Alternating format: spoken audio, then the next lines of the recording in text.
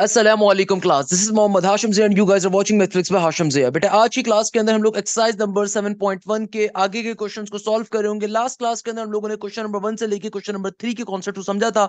साथ ही हम लोगों ने डिस्टेंस फॉर्मूले के बारे में पढ़ा था कि भाई डिस्टेंस फॉर्मूला क्या होता है क्या नहीं होता। मैंने आपको काफी इंटरेस्टिंग बातें बताई थी। कभी भी दुनिया में अगर दो पॉइंट्स के दरमियान में डिस्टेंस कैलकुलेट करना है तो जो डिस्टेंस फॉर्मूला हम इस्तेमाल करते हैं उसको एंड पॉइंट डिस्टेंस फॉर्मूला भी कहते हैं, कार्टेशियन कोऑर्डिनेट डिस्टेंस फॉर्मूला भी कहते हैं। ये छोटी छोटी बातें आपको कल को एप्टीट्यूड के अंदर भी काम आएंगी, साथ साथ आपकी सेकंड ईयर के अंदर भी बड़ी हेल्पफुल होती हैं। अब देखो नेक्स्ट क्वेश्चन हमारे पास आ रहा है, क्वेश्चन नंबर 4। इस क्वेश्चन में एग्जामिनर कहता है if A B C is a triangle whose vertices are -3,3। I am so sorry, यहाँ पे होगा -3,3। आगे कहता है जो आपके पास वर्टेक्स बी आ रहा है वो 2,6 है और वर्टेक्स सी 3,0 है। Give the most specific name for the triangle ABC. यानी कि आपने इस क्वेश्चन को सॉल्व करना है। देखो इस क्वेश्चन की लॉजिक क्या है कि इस क्वेश्चन के अंदर एग्जामिनर ने आपको एक ट्राइंगल दे रहा है, आपको ट्राइंगल के तीनों वर्टेक्सेस बताए हुए हैं। आपको वर्टेक्स ए भी बताया हुआ है जो -3,3 है, वर्टेक्स बी मेरे पास 2,6 है और वर्टेक्स सी मेरे पास 3,0 है। यानी कि देखो मुझे वर्टेक्स ए की वैल्यू भी पता है, वर्टेक्स बी की वैल्यू भी पता है, वर्टेक्स सी की वैल्यू भी पता है। वर्टिसेस का मतलब होता है ट्राइंगल के कोने, यानी कि देखो मुझे इन तीनों कोनों की वैल्यू पता है। एग्जामिनर कह रहे हैं कुछ ऐसा करो इस ट्राइंगल के अंदर तुम इस ट्राइंगल को कोई नाम दे सको। इसका मतलब ये हो गया कि भैया मुझे क्या करना है, मुझे बेसिकली इस ट्राइंगल के अंदर तमाम साइड्स का डिस्टेंस निकालना पड़ेगा। यानी कि देखो हमें ये बात मालूम है, आई होप कि आपको ये लॉजिक हो। अगर आपके पास ये लॉजिक नहीं है तो मेरी बात बड़ी ध्यान से समझिएगा कि बेटा देखो दुनिया में कोई भी ट्राइंगल जो होता है ना उसके तीन वर्टिसेस होती हैं। वर्टिसेस का मतलब कोने, जैसे मैंने आपको बताया। वर्टेक्स ए के अपोजिट साइड जो होती है ना, इस साइड की लेंथ को स्मॉल ए से रिप्रेजेंट किया जाता है। वर्टेक्स बी के अपोजिट जो साइड होती है, साइड को स्मॉल बी से रिप्रेजेंट किया जाता है, यानी कि ये हमारे पास वर्टेक्स बी की साइड लेंथ होती है। वर्टेक्स सी के अपोजिट जो साइड होती है इसको हम स्मॉल सी से डिनोट करते हैं, ये वर्टेक्स सी की साइड लेंथ होती है। यानी कि देखो आसान भाषा में मैं क्या कह सकता हूं कि मेरे पास जो वर्टेक्स ए आ रहा है ना, फॉर एग्जांपल ये जो वर्टेक्स ए आ रहा है इसकी साइड लेंथ स्मॉल ए यहां पर है। ये जो वर्टेक्स बी आ रहा है इसकी साइड लेंथ ये आ रही है, जो वर्टेक्स सी आ रहा है इसकी साइड लेंथ ये आ रही है। यानी कि बेसिकली हमें काम क्या करना है, हमें बेसिकली किसी तरीके से इन साइड की वैल्यूज को पहले कैलकुलेट करना है और फिर हमें देखना है ट्राइंगल कैसा बन रहा है। अब आप सोच रहे होंगे सर ट्राइंगल का नाम देने का मतलब क्या है, इसका क्या कॉन्सेप्ट होता है। देखो दुनिया में कई तरह के ट्राइंगल्स होते हैं, आइसोसेलेस ट्राइंगल्स भी होते हैं, स्केलिन ट्राइंगल्स भी होते हैं और इसके अलावा हमारे पास इक्विलैटरल ट्राइंगल भी होते हैं। तो इस क्वेश्चन का कॉन्सेप्ट ये, इसको मार्क कर लो पेपर में, शॉर्ट के अंदर ये क्वेश्चन आने के चांसेस हैं। तो भाई इस क्वेश्चन का कॉन्सेप्ट क्या है कि बारी बारी हम तीनों साइड्स की वैल्यूज कैलकुलेट करेंगे। या फिर हम एक और तरीका भी अपना सकते हैं कि भैया हम सिंपल वे में एक बेसिक कॉन्सेप्ट का इस्तेमाल करते हुए चेक करेंगे कि आया जब तीनों साइड्स की वैल्यूज आ जाएंगी तो भाई ये साइड की वैल्यूज आपस में मैच कर रही हैं, अगर तो कर रही होंगी तो ऐसे ट्राइंगल को दुनिया में क्या कहा जाता है, इक्विलैटरल ट्राइंगल कहा जाता है। क्योंकि इक्विलैटरल ट्राइंगल वो ट्राइंगल होता है जिसकी तमाम साइड्स बराबर होती हैं। फिर हमारे पास एक और ट्राइंगल आता है, ऐसा ट्राइंगल जिसकी दो साइड्स बराबर होती हैं, उसको बेटा क्या कहते हैं, आइसोसेलेस ट्राइंगल कहते हैं। और फिर एक ऐसा ट्राइंगल जिसकी कोई भी साइड बराबर नहीं होती, उसको स्केलिन ट्राइंगल कहा जाता है। ये बेसिक कॉन्सेप्ट है, हम इसके ऊपर लेके चलेंगे अपनी बात को, क्वेश्चन को सॉल्व करवाने के लिए। देखो सबसे पहले नंबर के ऊपर जब आप सॉल्यूशन लिखोगे, अगेन डायग्राम बनाना आपकी चॉइस है, अगर आप बनाओगे तो ऑब्वियसली उससे एक अच्छा इंप्रेशन पड़ता है, सही है ना। सबसे पहले सॉल्यूशन अब मैं स्टार्ट करूंगा। तो वर्टेक्स ए आपको देखो क्या गिवन है, -3,3 गिवन है। आपके पास वर्टेक्स बी क्या आ रहा है, बेटा वर्टेक्स बी हमारे पास आ रहा है सिंपल तरीके से 2,6 के बराबर। सिमिलरली हमारे पास देखो वर्टेक्स सी आ रहा है सिंपल 3,0 के बराबर, सही है ना। अब हमें करना क्या है, हमें डिस्टेंस फॉर्मूले को अप्लाई करते करते बारी बारी तमाम साइड्स की वैल्यूज को कैलकुलेट करना है। तो भाई सबसे पहले हम करेंगे फॉर साइड ए, हम सबसे पहले स्मॉल ए की वैल्यू को कैलकुलेट करेंगे। या फिर आप इसको ये भी कह सकते हो स्मॉल ए किसके बराबर है, ये बराबर है साइड बीसी के। देखो ये जो सिंबल होता है ना, इस सिंबल का मतलब होता है साइड, यानी कि साइड बीसी का डिस्टेंस। आप इस चीज को ऐसे समझिएगा कि देखो जो स्मॉल ए है ये किस साइड के डिस्टेंस को रिप्रेजेंट कर रहा है, साइड बीसी के डिस्टेंस को। यानी कि बी से लेके सी के साइड के डिस्टेंस को रिप्रेजेंट कर रहा है। तो मैं स्मॉल ए लिखूं या साइड बीसी डिस्टेंस लिखूं, बात एक ही होती है। ये छोटी छोटी बातें मैं अपने शागिर्दों को इसलिए बताता हूं ताकि आपके लिए हेल्पफुल रहे चीज समझना, सही है ना बेटा। अब देखो मेरे पास साइड बीसी के ऊपर बी पॉइंट की वैल्यू किसके बराबर है, बी बराबर है हमारे पास 2,6 के और सी बराबर है हमारे पास बेटा 3,0 के। पहले वाले पॉइंट को आप सिंपल x1 y1 कह सकते हो, दूसरे पॉइंट को मैं सिंपल x2 y2 कह सकता हूं। सिंपल तरीके से डिस्टेंस फॉर्मूले को अप्लाई करेंगे तो यहां पे मैं लिख सकता हूं एज वी नो डेट। और मैं एक दफा आपको डिस्टेंस फॉर्मूला लिख के दिखा देता हूं। सिंपल तरीके से हमें पता है कि भाई डिस्टेंस फॉर्मूला क्या होता है बेटा? देखो डिस्टेंस फॉर्मूला होता है हमारे पास simple, d is equal to under root के अंदर x2 माइनस x1 का होल स्क्वायर, आगे आ जाएगा सिंपल प्लस का y2 माइनस y1 का होल स्क्वायर। देखो अगर 4 नंबर के लिए 5 नंबर के लिए क्वेश्चन आ रहे हैं तो आपने प्रॉपर्ली मेथड वाइज सॉल्व करना है। तो भाई मेरे पास इस साइड का डिस्टेंस किसके बराबर है? यहाँ पे मैं इसको लिख देता हूँ, ये साइड BC का डिस्टेंस आ जाएगा जो कि बेसिकली स्मॉल a है, सही है ना? और यहाँ पे मैं वैल्यूज को प्लॉट करवा दूंगा। तो भाई x2 की वैल्यू देखो किसके बराबर है? 3 के। x1 की वैल्यू बेटा किसके बराबर है? 2 के। तो ये क्या बन जाएगा? इसको आप तरीके से लिख दो, मैं इसको तरीके से लिख देता हूं। तो ये हो जाएगा देखो मेरे पास सिंपल तरीके से x2 की वैल्यू 3 के बराबर है, माइनस का साइन x1 की वैल्यू 2 के बराबर है, 3 माइनस 2 का स्क्वायर हो गया, प्लस के साइन के बाद y2 की वैल्यू 0 के बराबर है, माइनस का साइन y1 की वैल्यू 6 के बराबर है, स्क्वायर का स्क्वायर। इसको अगर मैं सिंप्लीफाई करवाऊं, देखो 3 में से 2 निकालोगे, एक बचेगा तो 1 का स्क्वायर हो जाएगा। फिर प्लस का साइन -6 का स्क्वायर क्या होगा? 36 के बराबर होगा, क्योंकि देखो -6 का स्क्वायर है, स्क्वायर एक इवन पावर है, नेगेटिव साइन तो खत्म हो जाएगा ना। सिंपल वे में क्या बन जाएगा आपके पास? स्मॉल a की वैल्यू किसके बराबर आ जाएगी? स्मॉल a की वैल्यू आ जाएगी √37 के बराबर। इसको मैं मार्क कर लेता हूं, यानी कि मेरे पास साइड BC का डिस्टेंस क्या आ गया? √37 के बराबर आ गया। इसी तरीके से देखो अब हम लोग साइड B के लिए, स्मॉल b के लिए वर्किंग करेंगे।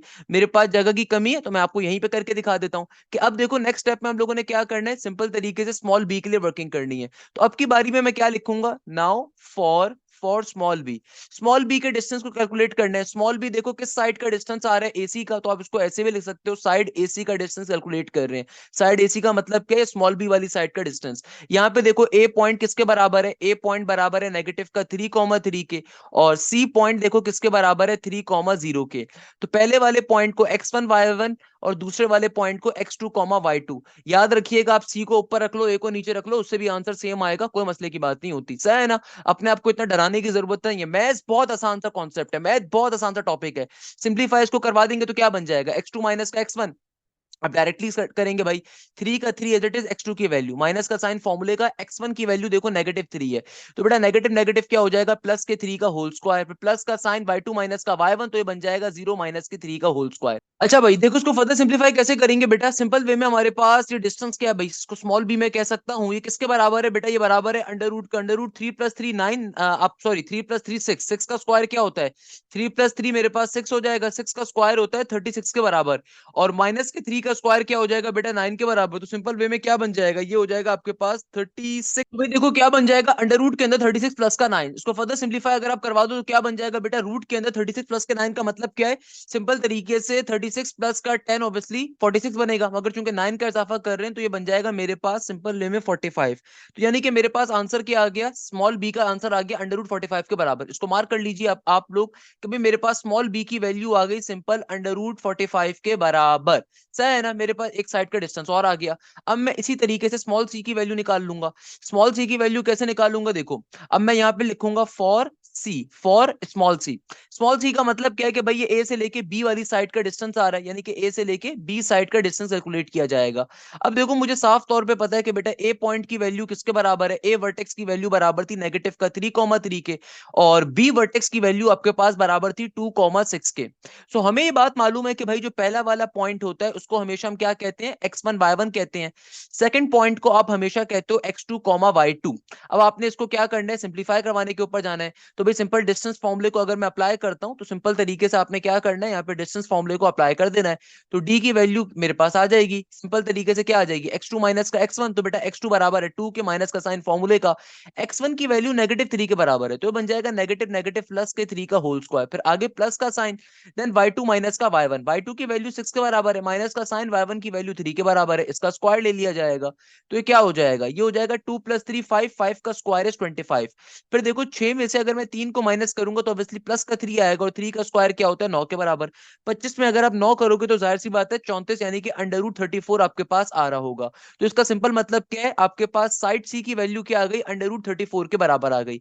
अब फाइनली देखो जरा और से बात को समझिएगा कि लास्ट में अपना रिजल्ट कैसे लिख सकते हो। बहुत ही मजे का कॉन्सेप्ट है कि देखो हमारे पास हमारे जो ट्राइंगल हमें गिवन था, इस ट्राइंगल की तीनों साइड्स की वैल्यूज मेरे पास आ गई। देखो एक साइड की वैल्यू किसके बराबर आई? अंडर रूट 37 के बराबर आई। दूसरी साइड की वैल्यू किसके बराबर आई, √45 के बराबर आई, और तीसरी साइड की वैल्यू आ रही है √34। ये तीनों साइड्स आपस में बराबर नहीं है, क्योंकि √37 का जो भी आंसर होता है वो आपके पास कुछ और आएगा। किसके बराबर होगा? तकरीबन 5 पॉइंट समथिंग के बराबर होगा ना, क्योंकि 6 का स्क्वायर 36 होता है। नहीं, ये होगा 6.1 समथिंग का अराउंड, 6.1 समथिंग का अराउंड होगा। कैलकुलेटर मौजूद है, चेक कर सकती हैं। √45 का आंसर क्या होगा? 5 का स्क्वायर 25, 6 का स्क्वायर 36, 7 का स्क्वायर 49 होता है, तो ये तकरीबन 6.9 के अराउंड होगा। और √34 का मतलब है कि भैया तकरीबन तकरीबन 5.4 5.5 के बराबर होगा। तीनों साइड्स की वैल्यूज मुझे साफ तौर पे दिख रहा है आपस के अंदर बराबर नहीं है। जब ऐसा ट्राइंगल जिसके अंदर तमाम के तमाम साइड्स आपस में बराबर ना हो, ऐसे ट्राइंगल को हम क्या कहते हैं? स्केलीन ट्राइंगल कहते हैं। क्या कहते हैं बेटा? स्केलीन ट्राइंगल कहते हैं। तो लास्ट में अपना रिजल्ट क्या लिखोगे? लास्ट में आपने सिंपल रिजल्ट के अंदर अपना क्या लिखना है? आपने लास्ट में अपना रिजल्ट बताना है। क्या बताओगे रिजल्ट के तौर पे? आप बताओगे since triangle ABC is a scalene triangle, या hence triangle ABC is a scalene triangle, hence triangle ABC is a scalene triangle, hence triangle ABC is a scalene triangle. यानी कि एक ऐसा ट्राइंगल जिसकी तीनों साइड्स आपस में बराबर ना हो, उसको क्या कहते हैं? स्केलीन ट्राइंगल कहते हैं। अच्छा, हो सकता है कोई बच्चा सोचे राइट एंगल ट्राइंगल क्यों नहीं है। बेटा देखो, राइट एंगल ट्राइंगल उस वक्त फॉर्म होता मेरे पास अगर तो मुझे साफ तौर पे दिख रहा होता है कि ट्रिपलेट्स आपस में बराबर आ रहे हैं, नहीं आ रहे, तो हम पाइथागोरस थ्योरम लगा के चेक कर सकते थे। मगर क्योंकि तीनों साइड्स ही आपस में बराबर नहीं है, तो इसका मतलब पाइथागोरस थ्योरम भी आपका यहाँ पे अप्लाई कभी भी नहीं हो सकता। सिंपल सी चीज दिख रही है, पाइथागोरस थ्योरम अप्लाई करके चेक कर सकते हो। हाइपोटेन्यूज हमेशा बड़ी वाली साइड होती है, बाकी दो साइड छोटी होती है। आप चेक करोगे उस पर भी आंसर सिमिलर नहीं आएगा, सही है ना? So always remember this thing कि भाई यहाँ पे सिंपल आपके पास क्या कैसा ट्राइंगल आ रहा है? Scalene triangle. अगर तो तीनों साइड की डिस्टेंसेस बराबर होते उस सूरत के अंदर इक्विलेटरल ट्राइंगल होता। अगर दो साइड की वैल्यूज बराबर होती और एक साइड की डिफरेंट होती तो हमारे पास आइसोसेलेस होता। मगर चूंकि तीनों साइड आपस में इनडिफरेंट आ रही है, डिफरेंट नहीं आ रही, तो इसका मतलब क्या है कि भैया तीनों की तीनों साइड चूंकि डिफरेंट है, तो इसका मतलब स्केलीन ट्राइंगल आ रहा है। तो इस तरीके से क्वेश्चन सॉल्व हो गया। अच्छा बेटा, अब देखो हमारे पास जो नेक्स्ट क्वेश्चन आ रहा है, इस क्वेश्चन के अंदर एग्जामिनर आपसे क्या कह रहा है? एग्जामिनर कहता है if the points 2, 1 lies on the segment joining the point A 4, 2 and B 8, 4 then shows that side AP distance is equal to 1 divided by 2 AB distance। अब देखो इसका मतलब क्या है? एग्जामिनर आपसे क्या कह रहा है? एग्जामिनर आपसे कहता है कि भाई अगर तुम्हारे पास एक पॉइंट P है, if the point P 2, 1 lies on the line segment. Line segment का मतलब मैंने आपको ऑलरेडी क्लास के कल की क्लास में बताया था। लाइन सेगमेंट दुनिया के अंदर बेटा एक ऐसी लाइन होती है जिसकी दोनों जानिब एंड पॉइंट्स होते हैं। तो एग्जामिनर आपसे यही तो कह रहा है कि भाई तुम्हारे पास एक लाइन सेगमेंट है, उसके ऊपर कहीं पे एक पॉइंट आ रहा है P 2, 1। मैं एज्यूम कर लेता हूं कि लेट सपोज ये पॉइंट P यहां पर आ रहा है। ये पॉइंट P की वैल्यू क्या है? 2, 1। एग्जामिनर कह रहे हैं पॉइंट P लाई कर रहा है एक लाइन सेगमेंट के ऊपर, जिस लाइन सेगमेंट के ऊपर दो एंड पॉइंट्स आ रहे हैं, एक का नाम है A, एक का नाम है B। तो आगे एग्जामिनर कहता है कि पॉइंट A की वैल्यू तुम्हारे पास आ रही है 4, 2 के बराबर, और पॉइंट B की वैल्यू आ रही है तुम्हारे पास 8, 4 के बराबर। एग्जामिनर कह रहे हैं कि भाई तुमने निकालना क्या है? तुम्हें इसको वेरीफाई करना है कि साइड AP का जो डिस्टेंस है ना, यानी कि भैया तुम्हें साइड AP के डिस्टेंस का मतलब क्या है? A से लेके P तक का जो डिस्टेंस है, A से लेके P तक का जो तुम्हारे पास डिस्टेंस आ रहा है, वो किसके बराबर है? वो 1/2 है। किसके? वो 1/2 है A से लेके B के डिस्टेंस के। कोई मसले की बात नहीं है। यानी कि देखो सबसे पहले आपने क्या करना है? A से लेके P का डिस्टेंस निकालना है। बेटा देखो आपने करना क्या है? सबसे पहले A से लेके P का डिस्टेंस निकालना है, और फिर A से लेके B के डिस्टेंस को डिवाइडेड बाय 2 करके चेक करना है क्या वाकई में वो A से लेके P के डिस्टेंस के बराबर है कि नहीं। ये सिंपल सी क्वेश्चन है भाई, बेसिक कॉन्सेप्ट है। सबसे पहले देखो हम लोग क्या करेंगे, सबसे पहले नंबर के ऊपर हम लोग सॉल्यूशन के ऊपर जाएंगे, सॉल्यूशन की हेडिंग डालेंगे। उसके बाद हम लिखेंगे since we need to prove. तो क्या लिखूंगा बेटा? We have to prove. हमें क्या चीज प्रूव करनी है? We have to prove. We have to prove. सबसे पहले मैं लिखूंगा कि भैया हमें प्रूव करना है। क्या चीज प्रूव करनी है? हमें प्रूफ करना है कि भाई ए से लेके पी साइड का डिस्टेंस, या ए से लेके पी तक का डिस्टेंस किसके बराबर है? 1/2 ऑफ ए से लेके बी के डिस्टेंस के। तो हमें बेसिकली इस चीज को प्रूव करना है। कोई मसले की बात नहीं है। सो भाई सबसे पहले हम लोग ए से लेके पी का डिस्टेंस कैलकुलेट कर लेते हैं। सो मैं यहाँ पे लिखता हूं for A till P distance, for A P distance. तो देखो बेटा ए पॉइंट की वैल्यू क्या है? ए पॉइंट मेरे पास बराबर है 4, 2 के। और देखो हमारे पास पी पॉइंट किसके बराबर है? हमारे पास ये जो पी पॉइंट है ना, ये बराबर आ रहा है 2, 1 के। तो भाई जो पहला वाला पॉइंट होता है उसको मैथ्स के अंदर आप लोग नॉर्मली x1, y1 कहते हो। जो दूसरा वाला पॉइंट होता है ये x2, y2 होता है। तो भाई सिंपल वे में डिस्टेंस फॉर्मूला अप्लाई कर देंगे। तो यहाँ पे सिंपल मैं लिखूंगा as we know that set. भाई कभी भी क्वेश्चन आ रहा है, क्वेश्चन में पहली दफा फॉर्मूला अप्लाई कर रहे हो तो उसको लाजमी तौर पे लिखा करो, इसके नंबर होते हैं। तो d is equal to under root का अंडर रूट, सिंपल फॉर्मूला क्या होता है, फॉर्मूला होता है बेटा x2 माइनस x1 का होल स्क्वायर, आगे प्लस के साइन के बाद होता है y2 माइनस y1 का होल स्क्वायर। सिंप्लीफाई करवाने पे जब मैं जाऊंगा तो मुझे पता है कि भाई ये डिस्टेंस मैं कौन सा कैलकुलेट कर रहा हूं, a से लेके p के दरमियान का डिस्टेंस कैलकुलेट कर रहा हूं। तो सिंपल तरीके से x2 की वैल्यू किसके बराबर है, x2 बराबर है 2 के माइनस का साइन फॉर्मूले का, x1 की वैल्यू बराबर है 4 के, तो ये बन जाएगा 2 माइनस 4 का होल स्क्वायर। फिर प्लस के साइन के बाद ये हो जाएगा y2 माइनस का y1, y2 की वैल्यू 1 के बराबर है, y1 की वैल्यू 2 के बराबर है। तो ये सिंप्लीफाई होकर हमारे पास आ जाएगा आंसर। किसके बराबर आएगा, देखो 2 में से 4 को निकालोगे तो जाहिर सी बात है बेटा नेगेटिव का 2 बचेगा, और नेगेटिव के 2 का स्क्वायर क्या होता है, नेगेटिव के 2 के स्क्वायर का मतलब है कि आपके पास सिंपल तरीके से क्या आएगा, नेगेटिव का 2 बचेगा ना, 2 माइनस का 4 का मतलब क्या है, नेगेटिव का 2 बचेगा, नेगेटिव 2 का स्क्वायर यानी कि प्लस का 4। 1 माइनस का 2 जब करोगे नेगेटिव 1 बचेगा, नेगेटिव 1 का मतलब है सिंपल प्लस का 1 बचेगा। तो मेरे पास ए से लेके पी का डिस्टेंस आ जाएगा कि भाई ए से लेके पी तक का कितना डिस्टेंस आ रहा है, अंडर रूट 5 के बराबर आ रहा है। यानी कि बेटा देखो सिंपल तरीके से मेरे पास ए से लेके पी का कितना डिस्टेंस आ रहा है, रूट 5 के बराबर आ रहा है।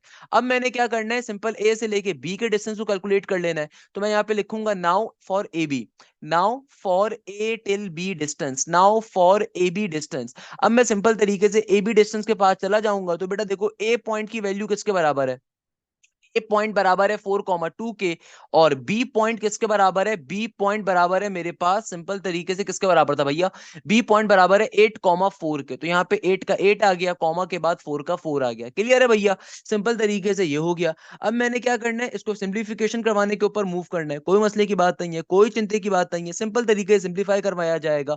तो भाई जो पहला वाला पॉइंट होता है इसको हम कहते हैं x1 y1, जो दूसरा वाला पॉइंट होता है इसको हम कहते हैं x2 y2। तो भाई सिंपल तरीके से डिस्टेंस फॉर्मूले को आपने अप्लाई कर देना है, जो डी की वैल्यू किसके बराबर आ जाएगी, अंडर रूट का अंडर रूट, x2 माइनस का x1, x2 की वैल्यू 8 है, माइनस का साइन फॉर्मूले का, x1 की वैल्यू 4 है, तो ये बन जाएगा 8 माइनस 4 का whole square, y2 minus y1 का मतलब है 4 माइनस 2 का होल स्क्वायर। इसको अगर मैं सिंप्लीफाई करवा दूं तो बेटा क्या बन जाएगा, 8 में से 4 जाएंगे 4 बचेगा 4 का स्क्वायर, 4 में से 2 जाएंगे 2 बचेगा 2 का स्क्वायर। सिंप्लीफाई जब आप इसको करवाओगे तो 4 का स्क्वायर होता है 16 के बराबर, और 2 का स्क्वायर होता है 4 के बराबर। तो ये आ जाएगा हमारे पास ए से लेके बी का डिस्टेंस किसके बराबर आ जाएगा, ए बी डिस्टेंस की वैल्यू आ जाएगी आपके पास 16 प्लस का 4 यानी कि √20 के बराबर। और √20 को अगर मैं थोड़ा सिंप्लीफाई करवा के लिखूं तो मुझे पता है 20 का मतलब क्या है, 20 हमारे पास किसके बराबर होता है, 5 मल्टीप्लाई बाय 4 के बराबर होता है। 20 बेसिकली किसके बराबर होता है बेटा, 5 मल्टीप्लाई बाय 4 के बराबर होता है, और 4 एक परफेक्ट स्क्वायर है, 4 क्या है, परफेक्ट रूट होता है किसका, 2 का, यानी कि 2 का स्क्वायर 4 होता है ना, तो भाई सिंपल तरीके से रूट से बाहर जा सकता है। तो आसान भाषा में मैं क्या कह सकता हूं कि बेटा आपके पास ए बी डिस्टेंस किसके बराबर आया, ए से लेके बी का डिस्टेंस आपके पास आया है 2 अंडर रूट 5 के बराबर। तो ये आपके पास फाइनली ए बी डिस्टेंस की वैल्यू आ गई। अब फाइनली जो कंडीशन गिवन है उसको वेरीफाई करवा लेते हैं कि now now now for the condition, now condition. अब देखो मुझे कंडीशन जो गिवन है ना उस कंडीशन के ऊपर जाऊंगा।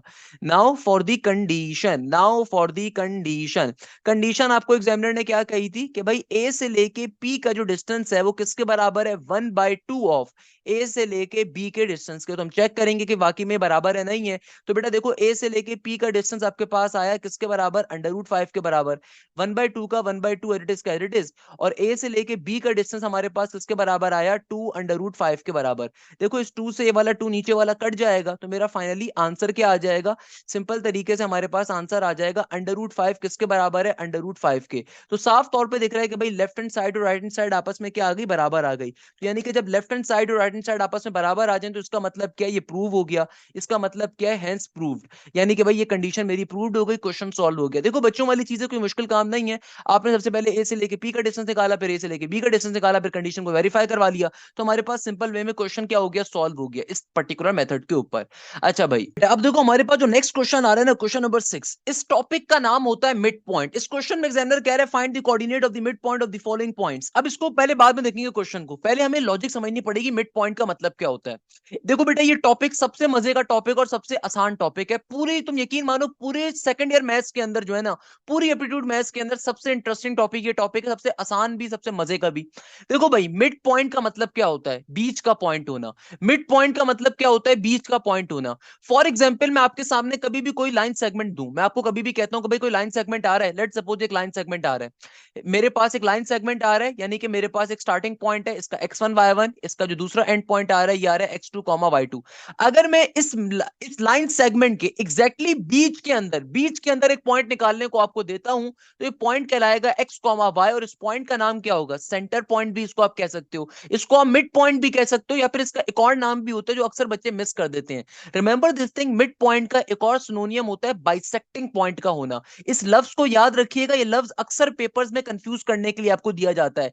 बाइसेक्टिंग का मतलब भी यही होता है कि भाई एक लाइन को बीच के ऊपर काटना बाइसेक्ट कहलाता है। तो भाई अक्सर एग्जामिनर कंफ्यूज कर देगा मिड पॉइंट कह के, सेंटर पॉइंट कह के, या फिर बाइसेक्टिंग पॉइंट कह के। मतलब हर चीज का एक ही है कि भाई तुम्हारे पास लाइन सेगमेंट है, लाइन सेगमेंट के बीच का पॉइंट निकालना। मिड पॉइंट फॉर्मूला क्या होता है? मिड पॉइंट फॉर्मूला होता है हमारे पास x के लिए होता है x is equal to x1 plus का x2 डिवाइडेड बाई 2, और y के लिए हमारे पास फॉर्मूला होता है कि बेटा y बराबर होगा y is equal to y1 plus का y2 डिवाइडेड बाई 2।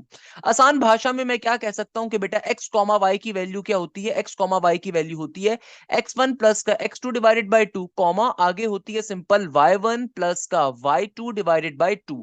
ये हमारे पास फॉर्मूला होता है सिंपल वे में मिड पॉइंट फॉर्मूला। ये फॉर्मूला क्या कहलाता है बेटा? सिंपल वे में मिड पॉइंट फॉर्मूला कहलाता है। It's a very basic concept कि देखो कभी भी तुम्हें किसी भी लाइन सेगमेंट का, किसी भी लाइन का तुम्हें बीच का पॉइंट अगर निकालना है, सेंटर्ड पॉइंट अगर तुम्हें निकालना है, बाइसेक्टिंग पॉइंट अगर आपने निकालना है, तो उसके लिए फॉर्मूला जो इस्तेमाल होता है मिड पॉइंट फॉर्मूला होता है। फॉर एग्जाम्पल, मेरे पास जो पहला क्वेश्चन आ रहा है, क्वेश्चन नंबर 6 का पार्ट नंबर 1, इसमें एग्जामिनर कह रहा है कि भाई तुम्हारे पास दो पॉइंट्स हैं, उनके दरमियान का पॉइंट निकालना है मिड पॉइंट। तो एम के पॉइंट गिवन है नेगेटिव का 4,2, और आगे कहता है एंड एन का जो पॉइंट गिवन है वो गिवन है आपको नेगेटिव का 4 कॉमन नेगेटिव का 2। कोई मसले की बात नहीं है, कोई इशू की बात नहीं है।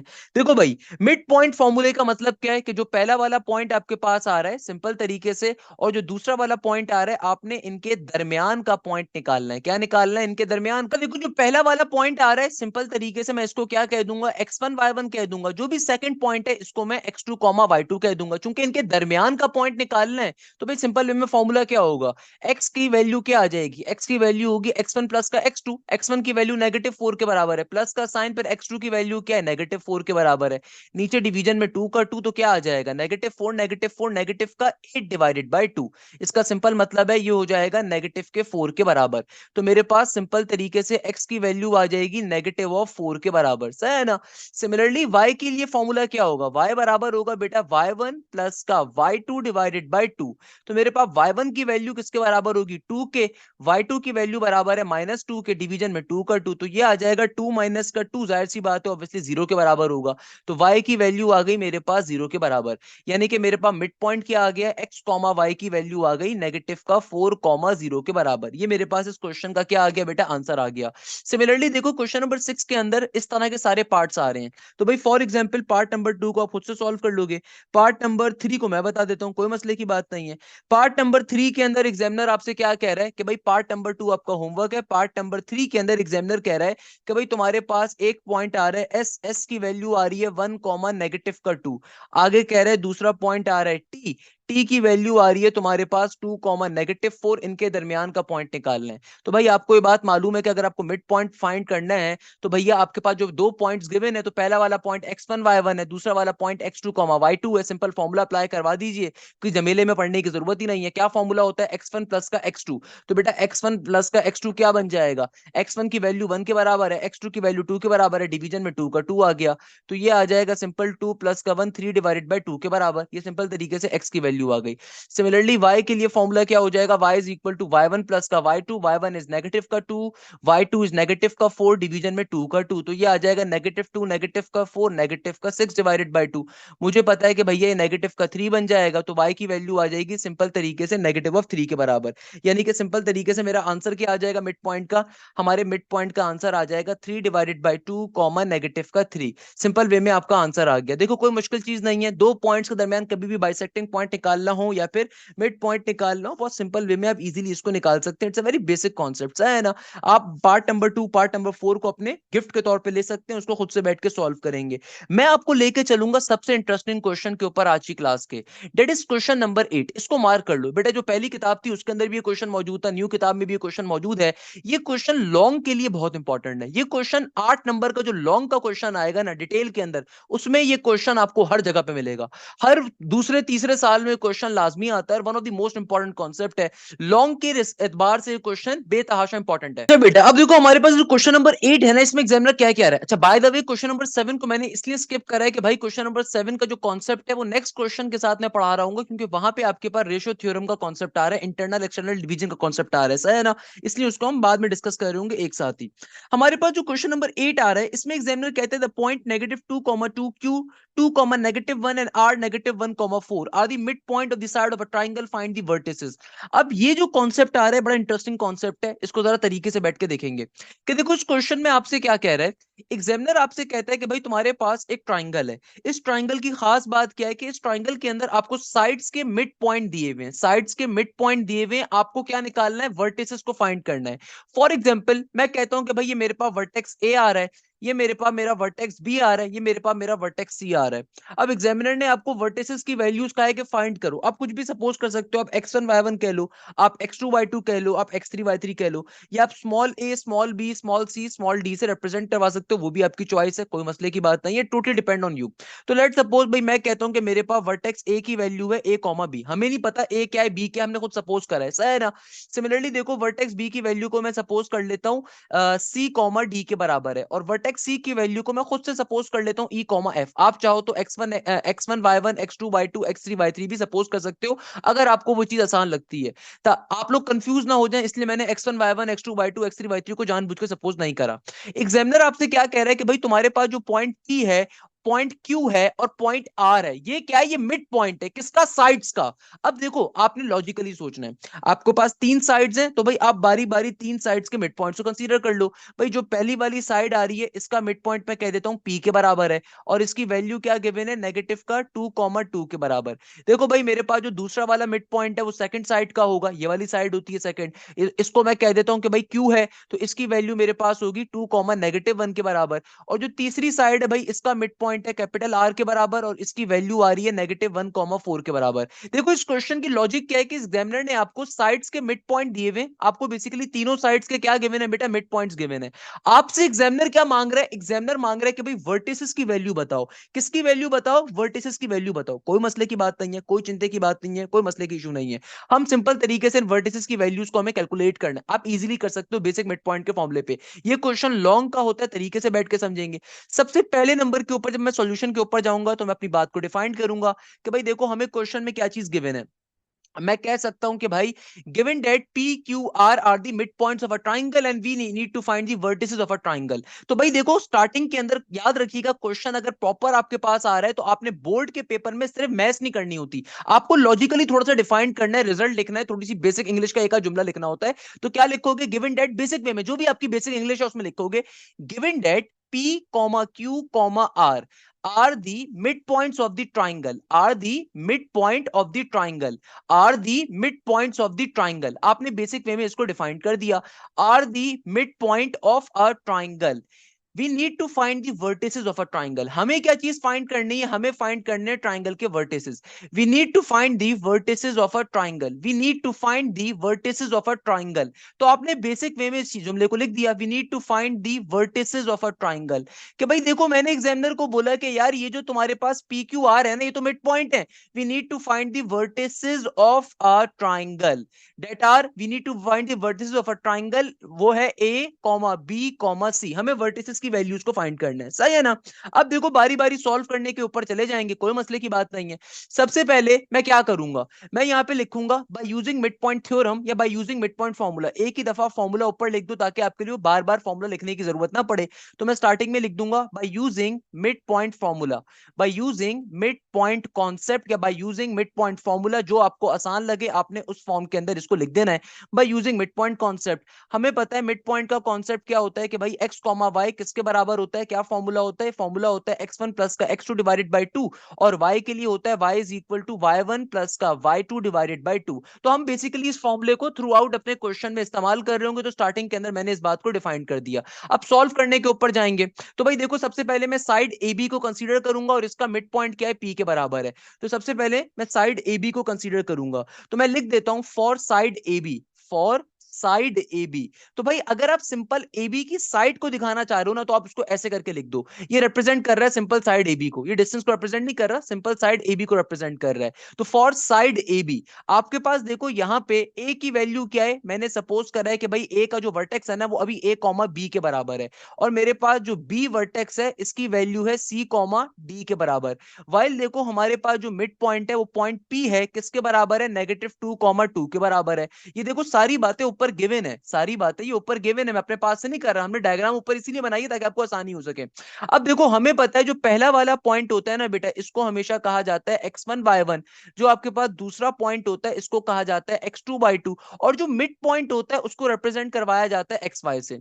तो भाई जाहिर सी बात है, हमने ऊपर मिड पॉइंट फॉर्मूला चूंकि एक दफा लिख दिया है, तो मैं सिंपल यहां पे लिखूंगा by using MP formula, by using MP, bye using mid point concept, यानी कि सिंपल तरीके से ऊपर मिड पॉइंट का फॉर्मूला हम लोगों ने लिख दिया है, तो मैं यहाँ पे सिंपल लिखूंगा by using mid point concept. तो बेटा देखो x की जगह पे क्या आएगा, x के सामने क्या वैल्यू आएगी, x की वैल्यू आएगी, नॉर्मल सी बात है भाई, x के सामने क्या आएगा, x की वैल्यू आएगी ना, it's a very basic concept. तो सिंपल वे में आप चाहो तो इसको तरीके से लिख भी सकते हो ऐसे करके कि भाई आपके पास पॉइंट p किसके बराबर है, पॉइंट p है -2,2 के बराबर, इक्वल टू के बाद हमारे पास सिंपल तरीके से यहाँ पे क्या आ जाएगा, x1 प्लस का x2 डिवाइडेड बाई 2। इस तरीके से आप उसको लिख भी सकते हो, अगर आप लिख के शो करवाना चाहो, it's a very good gesture के आप लाजमी तौर पे करवाओ। और y की जगह पे क्या हो जाएगा, y का formula it is y1 plus का y2 डिवाइडेड बाई 2। तो अब देखो कैसे फॉर्मूला ओपन करवाएंगे, simple mid point formula x के लिए ओपन करवाओगे तो क्या बन जाएगा, ये हो जाएगा -2 इक्वल टू के बाद x1 की देखो वैल्यू किसके बराबर है, a के बराबर है, प्लस का साइन, x2 की वैल्यू देखो किसके बराबर है, c के बराबर है, नीचे डिवीजन में 2 का 2। सिमिलरली y के लिए क्या होगा बेटा, y की वैल्यू बराबर है 2 के बराबर, देखो y के सामने क्या आ रहा है, 2 आ रहा है ना, इक्वल टू के बाद y1 की वैल्यू बराबर है b के, y2 की वैल्यू बराबर है d के। तो ये बन जाएगा सिंपल तरीके से b प्लस का d डिवाइडेड बाई 2। तो यहां से मेरे पास दो इक्वेशंस आ जाएंगे, 2 यहाँ पे डिवाइड हो रहा है, वहां पे मल्टीप्लाई होगा, तो ये बन जाएगा -4 is equal to a plus का c। मेरे पास ये मेरी पहली इक्वेशन आ गई, इसको मैं क्या कह सकता हूं कि भाई ये मेरे पास इक्वेशन नंबर 1 आ गई, सही है ना। सिमिलरली देखो 2 यहाँ पे डिवाइड हो रहा है, वहां पे मल्टीप्लाई होगा, तो 4 is equal to b plus का d, ये मेरे पास मेरी दूसरी इक्वेशन आ जाएगी। हमने सेम काम करना है बाकी दो साइड्स के लिए भी, कि देखो आपने पहले साइड ए बी के अंदर इस तरीके से मिड पॉइंट का कॉन्सेप्ट अप्लाई करा, अब आप दूसरी वाली साइड के लिए भी यही काम करोगे। तो भाई मैं सामने सामने करके दिखा देता हूं ताकि आपके लिए कोई परेशानी ना हो, आप नेक्स्ट लाइन पे करोगे। याद रखिएगा कभी भी आप बोर्ड का जब पेपर देने के लिए जा रहे हो, तो भाई वो आपके अब्बा जान के टैक्स के पैसों का पेपर है, सही है ना, तो आप जितनी मर्जी बी कॉपीज लो, कोई मना नहीं करेगा। हर क्वेश्चन नए पेज से स्टार्ट करो, हर चीज नई लाइन से स्टार्ट किया करो। मैं चूंकि टाइम यहाँ पे कम है, तो ऑब्वियसली सी बात है भाई मैं आपको सामने सामने करके दिखा रहा हूं ताकि आपको परेशान ना होना पड़े। तो अब हम लोग क्या करेंगे बेटा, साइड बीसी के उसके ऊपर जाएंगे, साइड बीसी के ऊपर मिड पॉइंट का फॉर्मूला अप्लाई करने के ऊपर जाएंगे। तो मैं यहाँ पे अब की बारी में लिखूंगा फॉर साइड बीसी।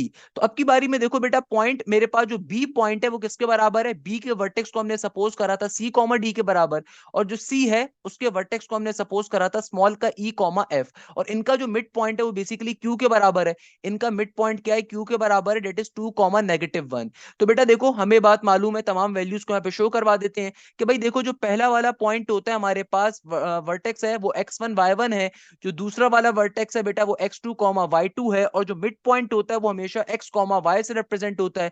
फॉर्मूले की टर्म्स में अगर मैं बताना चाहूं तो मैं क्या कह सकता हूं कि जो मेरा मिड पॉइंट है डेट इज 2 -1, इसके ऊपर जब फॉर्मूला ओपन होगा तो मिड पॉइंट का फॉर्मूला होगा x1 प्लस का x2 divided by 2, comma y के लिए होगा y1 प्लस का y2 divided by 2। Simple is that, कोई मुश्किल चीज नहीं है बेटा, बच्चों वाली चीज है, सही है ना। इसको जरा मैं रिमूव कर देता हूं। अब सिंपल वे में देखो फॉर्मूला कैसे अप्लाई किया जाएगा, मुझे पता है कि भाई x के सामने x की वैल्यू है, तो क्या बन जाएगा, ये हो जाएगा 2 is equal to x1 plus का x2। अब आप x1 और x1 की वैल्यू डाल सकते हो कि मिड पॉइंट फॉर्मूला अप्लाई कर रहे हो ना, देखो x की वैल्यू किसके बराबर है, x बराबर है मेरे पास 2 के, इक्वल टू के बाद x1 की वैल्यू किसके बराबर है, c के, और x2 की वैल्यू बराबर है e के, तो ये बन जाएगा c प्लस का e डिवाइडेड बाई 2।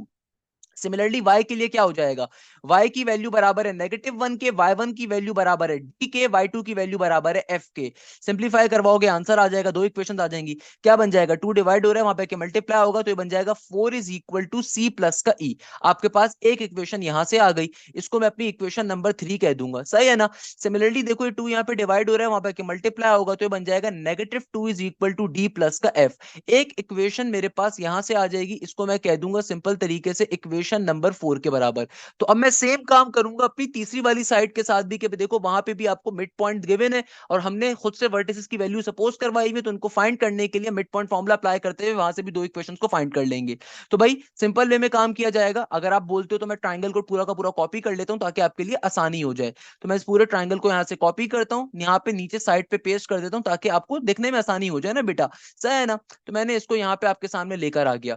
अब देखो भाई हमारे पास ये क्या है, हमारे पास ये मासूम सा मेरा इंसान आ रहा है। भाई मेरे पास सिंपल तरीके से देखो, ये थोड़ा सा जो है ना पॉइंट्स मेरे ख्याल में मेरे आगे पीछे हो गए, कोई मसले की बात नहीं है। कि भाई मेरे पास आर पॉइंट यहाँ पे था, क्यू पॉइंट मेरे पास यहाँ पे था, सही है ना, कोई इशू की बात नहीं है, कोई मसले की बात नहीं है। अच्छा भाई, अब देखो इसको सॉल्व कैसे किया जाएगा, सिंपल सी बात है भाई, कोई मसले की बात नहीं है। कि देखो अब मैं बात कर रहा हूं साइड एसी की, फॉर एसी साइड, यानी कि अब मैं साइड एसी की बात कर रहा हूं। तो भाई मेरे पास ए के पॉइंट की वैल्यू किसके बराबर है, ए पॉइंट बराबर है सिंपल ए कॉमा बी के। सी पॉइंट को हमने सी वर्टेक्स से खुद से क्या सपोज करवाया था, ई कॉमा एफ के। और इनके दरमियान का जो मिड पॉइंट है उसको आर से रिप्रेजेंट किया गया है, ये बराबर था -1,4 के। आप चेक भी कर सकते हो अपनी तसल्ली के लिए, किसके बराबर था, -1,4 के बराबर था। तो भाई हमें बात मालूम है कि पहला वाला जो वर्टेक्स होगा बेटा ये क्या होगा, x1 y1 होगा। जो दूसरा वाला वर्टेक्स होगा ये होगा x2 y2। और मेरे पास जो मिड पॉइंट होता है वो एक्स वाई पे डिनोट होता है। तो भाई चूंकि 8 नंबर के लिए क्वेश्चन आएगा, 7 नंबर के लिए क्वेश्चन आएगा, तो अपने प्रॉपर काम करना है, आपने टीचर को भी मौका नहीं देना कि आपके नंबर कटूं। तो नेगेटिव का 1,4 यहां पर आ गया। फिर आगे मूव करेंगे, आगे सिंपल तरीके से मूव करेंगे तो क्या बन जाएगा, ये हो जाएगा हमारे पास सिंपल फॉर्मूला ओपन होगा। एक्स के लिए x1 का फॉर्मूला होगा, y के लिए ऑब्वियसली y1 का फॉर्मूला ओपन होगा। It's a very basic concept, there is nothing difficult here, clear है बेटा। अब देखो सिंपल तरीके से वैल्यूज को आप सिंपलीफाई करवाने के ऊपर लेकर जाओगे, तो जाहिर सी बात है एक्स का लिए फॉर्मूला कैसे ओपन होगा, एक्स किसके बराबर है, एक्स बराबर है -1 के, इक्वल टू के बाद x1 की वैल्यू बराबर है a के, x2 की वैल्यू बराबर है किसके, e के, नीचे डिवीजन में 2 का 2 आ जाएगा। फिर सिमिलरली y के लिए फॉर्मूला कैसे ओपन होगा, देखो y की वैल्यू बराबर है 4 के, इक्वल टू के बाद y1 की वैल्यू बराबर है किसके, b के, प्लस के साइन के बाद y2 की वैल्यू बराबर है f के, नीचे डिवीजन में 2 का 2 आ जाएगा। इसको अगर मैं सिंपलीफाई करवाऊंगा ये बन जाएगा -2 is equal to a plus का e। क्लियर है भैया, -2 किसके बराबर आ गया, a प्लस e के बराबर आ गया। ये आ जाएगी इक्वेशन नंबर 5। सिमिलरली देखो 2 यहाँ पे डिवाइड हो रहा है, वहां पे मल्टीप्लाई होगा, बन जाएगा 4 2 8 is equal to b plus का f। तो यहां से आपके पास फाइनली आपकी इक्वेशन नंबर 6 आ जाएगी। तो आपने देखो अभी तक क्या काम करा, मैं पूरी बात को रिवाइज करवा देता हूं। देखो बहुत सिंपल सा काम करा, आपको बेसिकली एक ट्राइंगल के 3 मिड पॉइंट्स गिवन थे, एग्जामिनर कह रहा है इन वर्टिसेस की वैल्यूज को आपने कैलकुलेट करना है, फाइंड करना है। आपको बेसिकली ट्राइंगल के क्या गिवन थे बेटा, देखो आपको ट्राइंगल के बेसिकली तीनों वर्टिसेस की वैल्यूज को फाइंड करना है, आपको ट्राइंगल के तीनों मिड पॉइंट्स गिवन थे। तो कैसे सॉल्व करोगे, लॉजिक क्या है कि देखो आपने बारी बारी साइड्स के ऊपर मिड पॉइंट फॉर्मूले को इस्तेमाल करा, तो आपके पास दो इक्वेशंस आती गई। तो इस तरीके से आपके पास टोटल 6 इक्वेशंस आ गई। मगर अगर आप गौर से देखो ना, इन 6 इक्वेशंस के अंदर से 3 इक्वेशंस एक्स के पॉइंट्स की है, 3 वाई के पॉइंट्स की है। क्योंकि देखो जो साइड ए बी के ऊपर, लेट सपोज अगर साइड ए बी के ऊपर आपने मिड पॉइंट फॉर्मूला अप्लाई करा था, तो भाई यहां से आपके पास ये एक्स की वैल्यूज आई थी, यहां से वाई के लिए इक्वेशन आई थी, तो ये एक्स की इक्वेशन है, वाई की इक्वेशन है। सिमिलरली जब साइड बीसी के ऊपर आपने मिड पॉइंट फॉर्मूला अप्लाई करवाया था, तो आपने एक्स मिड पॉइंट फॉर्मूला होता है एक्स के लिए अलग होता है, वाई के लिए अलग होता है, x is equal to x1 plus x2 divide by 2, y के लिए y1 plus y2 divide by 2। देखो एक इक्वेशन एक्स के लिए आई थी, एक वाई के लिए आई थी। सिमिलरली जब आपने साइड एसी पे अप्लाई किया होगा, तो आपके पास जाहिर सी बात है एक एक्स के लिए इक्वेशन आई, एक वाई के लिए इक्वेशन आई। तो इन टोटल जो मेरे पास 6 इक्वेशंस आई हैं, इनमें से 3 एक्स की हैं, 3 वाई की हैं। ये नॉर्मल सी बात समझ में आती है ना भैया, कि जाहिर सी बात है जब मैं जिस भी साइड के ऊपर मिड पॉइंट फॉर्मूला अप्लाई कर रहा था, तो वहां पे एक दफा इक्वेशन एक्स के लिए आई, एक दफा वाई के लिए आई। तो इन टोटल हमारे पास 3 इक्वेशंस एक्स की हैं, 3 वाई की हैं। अब करना क्या है कि भाई देखो मैं सिंपल तरीके से एक्स वाली इक्वेशंस को आपस में ऐड करवाऊंगा, वाई वाली इक्वेशंस को आपस में ऐड करवाऊंगा, और फिर सिंपल वे में हमारे पास वर्टिसेस की वैल्यूज आ जाएंगी। तो भाई मैं सिंपल तरीके से क्या करता हूं, मैं कहता हूं एडिंग, जरा बात समझिएगा, मैं कहता हूं एडिंग इक्वेशन नंबर 1 3 एंड 5, यानी कि जितनी x वाली इक्वेशन है पहले उनको ऐड करवा रहा हूं। तो बेटा देखो x की पहली इक्वेशन क्या थी, इक्वेशन नंबर 1 क्या है, -4 is equal to a plus का c। तो इसको यहां पे लिख देता हूं, क्या है, -4 is equal to a plus का c। सिमिलरली देखो इक्वेशन नंबर 3 किसके बराबर थी, इक्वेशन नंबर 3 बराबर थी 4 is equal to c plus के e के। किसके बराबर है, 4 is equal to c plus के e के, 4 is equal to c plus e के, यही थी ना बेटा, बिल्कुल यही थी। अच्छा भाई, सिमिलरली देखो इक्वेशन नंबर 5 किसके बराबर है, इक्वेशन नंबर 5 बराबर थी मेरे पास नेगेटिव का 2 is equal to A plus के ई के। तो बेटा अगर मैं इन तीनों इक्वेशंस को ऐड करवाऊंगा तो क्या बन जाएगा, देखो -4 से प्लस का 4 कट गया, सिंपल नेगेटिव का 2 बच रहा है। यहां पे क्या होगा, देखो a प्लस का a ये बन जाएगा 2a, c प्लस का c ये बन जाएगा 2c, e प्लस का e ये बन जाएगा 2e। तो आसान भाषा में अगर मैं इसको लिखूं तो यहां से तीनों टर्म्स में से अगर मैं 2 को कॉमन ले लूं तो ब्रैकेट के अंदर क्या आ जाएगा, a प्लस का c प्लस का e। ये 2 यहाँ पे मल्टीप्लाई हो रहा है, वहां पे आके 2 से डिवाइड होके फिनिश हो जाएगा। तो मेरे पास यहाँ से फाइनली इक्वेशन अल्फा आ जाएगी कि a प्लस का c प्लस का e किसके बराबर है, -1 के। अब आप बोलोगे सर इसको सॉल्व कैसे करेंगे, हमें तो वर्टिसेस चाहिए थे। अरे भाई सॉल्व करना बहुत ही आसान है, परेशान होने की जरूरत नहीं है। आपने पहले समझो काम क्या करा, आपने सिंपल तरीके से जो x की इक्वेशंस आ रही थी उनको आपस में क्या करवा दिया, ऐड करवा दिया। जो भी हमारे पास बेटा x की इक्वेशंस आ रही थी आपने सिंपल तरीके से क्या करवा दिया, उनको आपस में ऐड करवा दिया। क्लियर है, इससे क्या हुआ, आपके पास एक नई इक्वेशन, इक्वेशन अल्फा आ गई। अब मैं सेम काम करूंगा y के लिए, क्या y के लिए काम करूंगा कि भाई y की इक्वेशंस को आपस में ऐड करवाऊंगा। तो मैं क्या लिखता हूं यहां पे, मैं लिखूंगा adding adding equation number 2, equation number 4 and 6। तो भाई देखो इक्वेशन नंबर 2 किसके बराबर थी, इक्वेशन नंबर 2 बराबर थी मेरे पास, इक्वेशन नंबर 2 आ रही है ना बेटा, ये बराबर थी 4 is equal to B plus D के। तो 4 is equal to B plus का D, 4 is equal to B plus का D, 4 is equal to B plus का D, 4 is equal to B plus का डी, सही है ना। सिमिलरली देखो मेरे पास जो इक्वेशन नंबर 4 आ रही है, ये आ रही है -2 is equal to D plus का F, -2 is equal to D plus का F, -2 is equal to D plus का एफ। और फाइनली इक्वेशन नंबर 6 क्या आ रही है मेरे पास, 8 is equal to B plus का एफ, किसके बराबर है बेटा, ये आ रही है हमारे पास 8 is equal to B plus का एफ। तो अगेन अगर मैं इन तमाम इक्वेशंस को ऐड करवाऊंगा तो क्या बन जाएगा, देखो भाई राइट हैंड साइड के ऊपर तो b प्लस बी तो ऑब्वियसली क्या बन जाएगा, 2b हो जाएगा। d प्लस का d ऑब्वियसली चूंकि ऐड करवा रहे हैं 2t हो जाएगा, 2d हो जाएगा, और f प्लस का f ऑब्वियसली 2f हो जाएगा।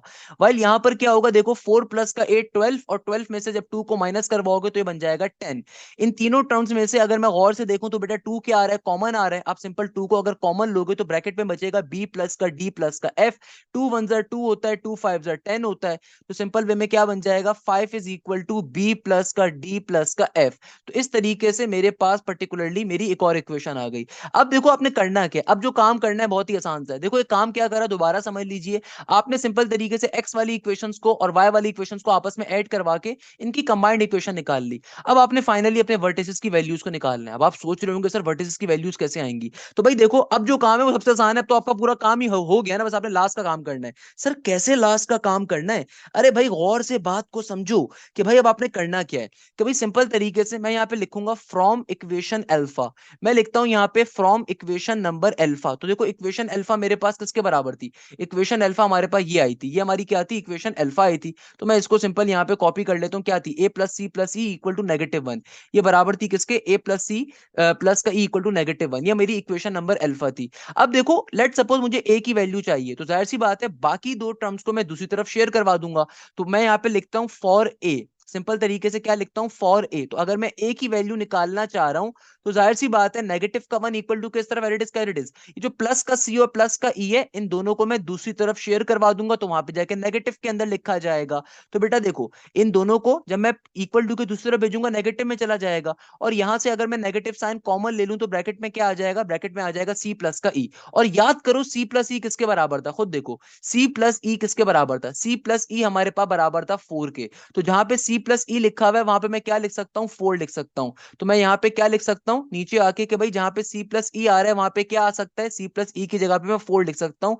S there four C plus E किसके बराबर है, 4 के बराबर है। तो क्या बन जाएगा, ये बन जाएगा ए इज इक्वल टू -1, नेगेटिव का साइन सी प्लस ई की जगह पे 4 आ जाएगा।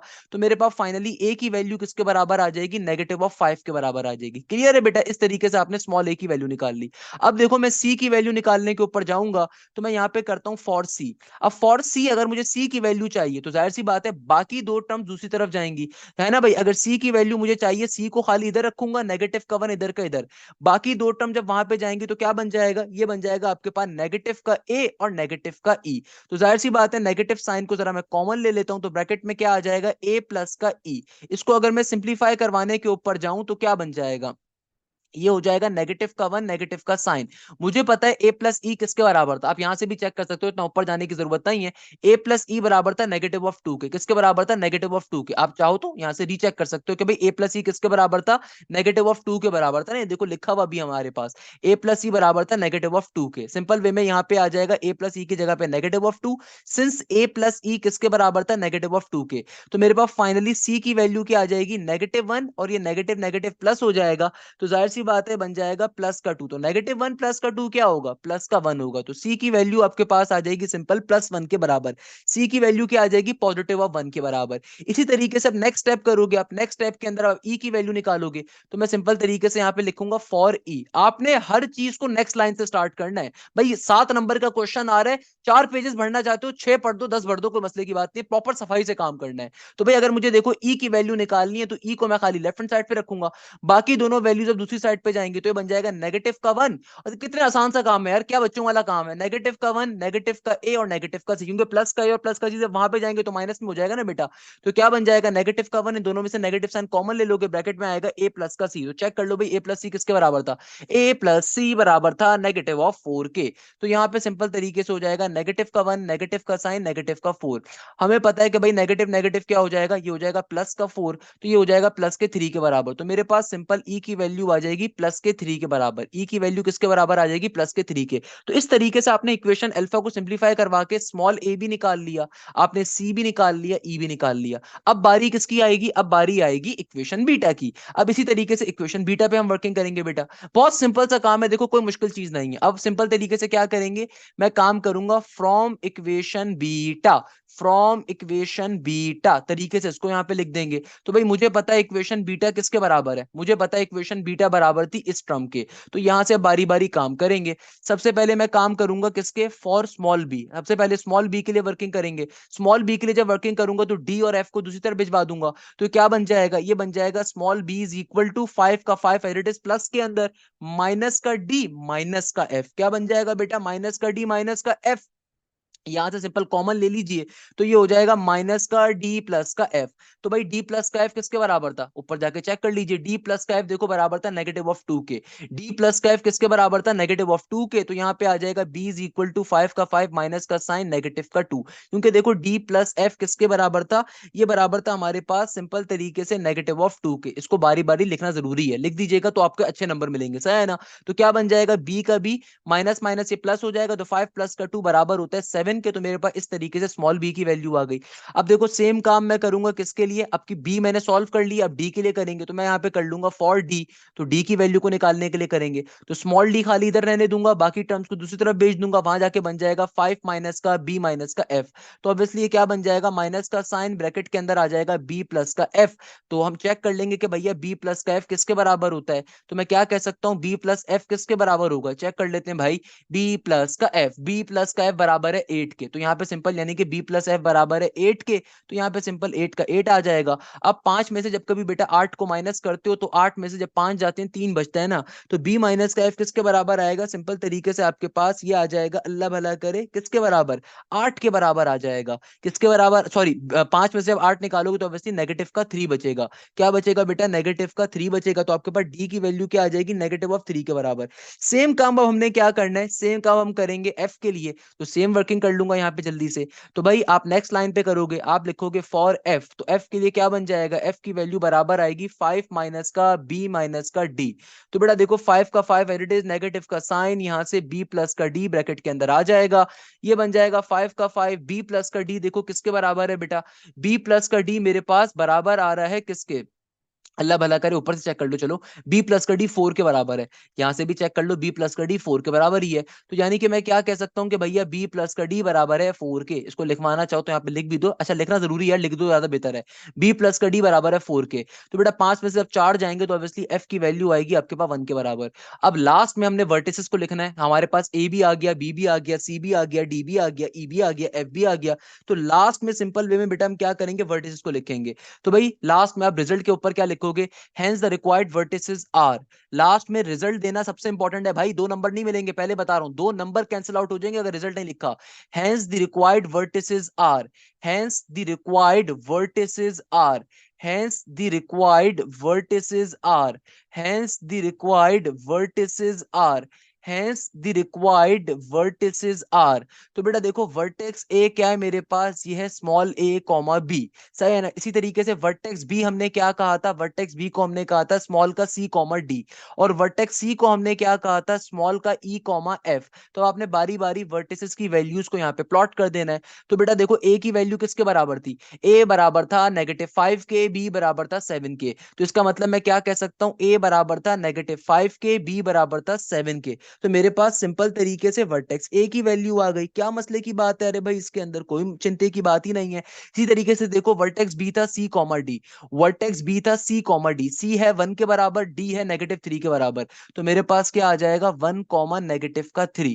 इसी तरीके से देखो वर्टेक्स सी था ई कॉमा एफ के बराबर। तो बेटा देखो वर्ट ई किसके बराबर है, प्लस के 3 के बराबर है, एफ बराबर था 1 के। तो ये आ जाएगा सिंपल तरीके से 3,1 के बराबर, किसके बराबर आ जाएगा, 3,1 के बराबर। तो आपके पास यानी कि एक वर्टेक्स है -5,7, दूसरा है 1,-3, तीसरा है 3,1। ये आपके ट्राइंगल के तीनों वर्टिसेस की वैल्यू सिंपली तरीके से फाइंड होके आ गई। इस तरीके से हमारा क्वेश्चन क्या हो गया, सॉल्व हो गया। मुझे बताइए बेटा इसमें क्या मसले की बात है, क्या प्रॉब्लम की बात है, क्या चिंता की बात है। सिंपल तरीके से देखो भाई हमारा एक क्वेश्चन क्या हो गया, सॉल्व हो गया। एक एक स्टेप मैंने आपको करके दिखा रहा हूं ताकि आपको पूरी बात समझ में आए। देखो ये क्वेश्चन बेतहाशा इंपॉर्टेंट है, ये क्वेश्चन $1 बिलियन का क्वेश्चन है, लॉन्ग के अंदर हर साल तकरीबन आता है। इस क्वेश्चन की लॉजिक सिंपल ये कि भाई आपको 3 मिड पॉइंट्स गिवन है, आपको वर्टिसेस की वैल्यूज को डिटरमाइन करना है, फाइंड करना है। कैसे फाइंड करेंगे, उसके पीछे की लॉजिक क्या है, अरे भाई लॉजिक ये है कि भाई आप सिंपल तरीके से बारी बारी पहले आप मिड पॉइंट के फॉर्मुलाज का इस्तेमाल करते हुए दो दो इक्वेशंस को फॉर्म करोगे, एक्स और वाई की इक्वेशंस को। जब वो आ जाएंगी देन उसके बाद पर्टिकुलरली आपने एक्स वाली इक्वेशंस को आपस में ऐड करना है, वाई वाली इक्वेशंस को आपस में ऐड करना है। उसके बाद फिर सिंपल वे में वैल्यूज को वर्टिसेस के निकाल लेना है। इस तरीके से कॉन्सेप्ट हमारा क्लियर हो गया और यहाँ पे हमारा मिड पॉइंट का टॉपिक भी एंड होता है। नेक्स्ट क्लास में इंशाल्लाह रेशो थ्योरम के बारे में हम पढ़ रहे होंगे, डिस्कस कर रहे होंगे, तो उस क्लास के अंदर आपसे मुलाकात होगी। आई होप यहाँ तक की बात आप तमाम स्टूडेंट को समझ में आई होगी। याद रखिएगा बेटा एप्टीट्यूड के अंदर ये सारी बातें आती हैं, तो एप्टीट्यूड के अंदर चूंकि हम शॉर्टकट्स के ऊपर डिस्कस करते हैं तो आपके लिए बड़ा आसान होगा उनको पिकअप करना। फिर अगर आपने तरीके से तैयारी करनी है, आप चैनल को फॉलो अप करेंगे। अगर आपने अभी तक सब्सक्राइब नहीं करा हुआ please make it happen, because ये तमाम लेक्चर्स में बड़ी मेहनत से आपके लिए प्रिपेयर करता हूँ। एक एक चीज जो इसमें बताता हूँ बड़ी मेहनत से, बड़ी तरीके से आपके रिसर्च करके लेकर आ रहा हूँ। तो भाई आपने लाजमी तौर के ऊपर चैनल को फॉलो भी करना है, दोस्तों के साथ शेयर भी करना है, कोचिंग के अकेडमी के ग्रुप में भी शेयर करना है। और आपने अपने दोस्तों को बताना है कि भाई अगर वो चाहते हैं कि उनकी बहुत अच्छी तैयारी हो एप्टीट्यूड की, यूनिवर्सिटीज के टेस्ट की, तो सर हाशिम का न्यू एप्टीट्यूड बैच अगस्त के अंदर स्टार्ट होगा। आपको किसी महंगे बेकार घटिया कोचिंग सेंटर जाने की जरूरत नहीं है, आपको किसी बेकार कोचिंग सेंटर की एप्लीकेशन के पास या किसी बेकार कोचिंग सेंटर के पास जाने की कतई तौर पे नीड नहीं है भाई। उन कोचिंग सेंटर में पढ़ने के बाद भी अगर किसी की 90+ स्कोर आ रहा है तो क्या फायदा 50,000 रुपए देने का भाई। वो मेरे पास मेरे शागिर्दों का वैसे 6,000 रुपए में आ जाता है अल्हम्दुलिल्लाह। मेरे फेसबुक पेजेस के ऊपर, मेरे यूट्यूब के ऊपर जाके आप प्रॉपर्ली रिजल्ट को चेक कर सकते हैं। एक एक रिजल्ट में डाल रहा होता हूँ, अपलोड कर रहा होता हूँ अपने स्टूडेंट्स के लिए, ताकि वो देख सकें कि भाई 40,000, 60,000, 70,000 रुपए फेंकने के ऊपर कोई फायदा नहीं आपको मिलने वाला, आपके खाली माँ बाप के पैसे जाया होंगे। तो भाई आपने बस समझनी है कि एप्टीट्यूड को अगर तैयारी करनी है तो साथ साथ तैयारी करो। एप्टीट्यूड के अंदर एक एक कॉन्सेप्ट को हम पढ़ा रहे होते हैं, चाहे वो फिजिक्स हो, मैथ्स हो, केमिस्ट्री हो, इंग्लिश हो। तमाम टेस्टों के सॉल्यूशन लिए जाते हैं, तमाम टेस्ट लिए जाते हैं, तमाम हमारे डाउट टीचर्स अवेलेबल होते हैं। एक एक क्वेश्चन का सॉल्यूशन दिया जाता है, एक एक क्वेश्चन एक्सप्लेन किया जाता है, पास्ट पेपर्स के ऊपर डिस्कशन होती है, so on. So many more things are coming इंशाल्लाह इन द फ्यूचर। सो अगस्त से हमारा एप्टीट्यूड का बैच स्टार्ट हो रहा होगा। आप रजिस्ट्रेशन वगैरह भी ओपन नहीं हुई तो अगस्त के अंदर हमारी रजिस्ट्रेशन ओपन होगी। आप मुझसे व्हाट्सएप के ऊपर कॉन्टेक्ट कर सकते हैं regarding aptitude batch as well. जज़ाकल्लाह, thank you so much. Hashim Zia signing of.